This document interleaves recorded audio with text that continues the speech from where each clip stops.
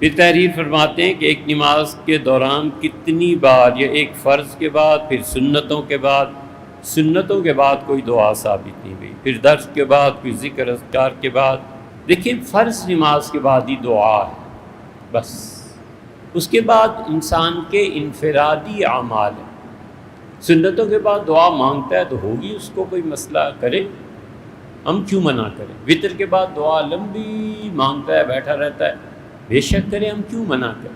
مسئلہ تو یہاں سے شروع ہوتا ہے جب ہم کہتے ہیں کہ تم یہ کیوں غلط کام کرے. بھی دعا مانگ رہا ہے، اس کی ہوگا مسئلہ کوئی ضرورت پیش، یا اللہ سے مانگنے کو جی چاہتا ہوگا، کیوں آپ اسے کہتے ہیں غلط. لیکن ان چیزوں کو لوگوں کے لیے لازم کر دینا اور لوگوں کی عمل کی آزادی کو سلب کر لینا، یہ کبیرہ گناہ ہے. جہاں اللہ نے لوگوں کو پابند کیا ہے اسی کے متعلق لوگوں سے تقاضا کیا جا سکتا ہے کہ یار یہ کام نہیں، اللہ نے پابند کیا. جہاں اللہ نے لوگوں کو حضور صلی اللہ علیہ وسلم چھٹی دی ہے وہاں کون ہوتا ہے پابند کرنے والا. سیدھی سی بات، جہاں ثابت ہے وہاں ثابت ہے.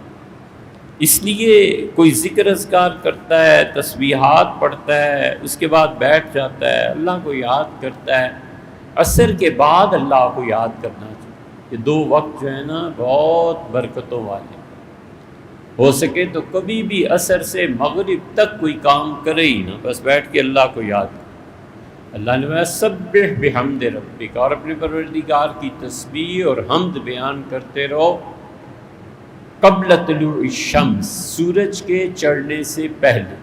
تو تہجد کا جو وقت ہوتا ہے نا، اصل وہ وقت ہے ذکر کا، اللہ کو یاد کرنے. اور ایک جگہ فرمایا قبل غروبہا، سورج کے ڈوبنے سے پہلے مجھے یاد کیا کرو، تو وہ ہے عصر مغرب.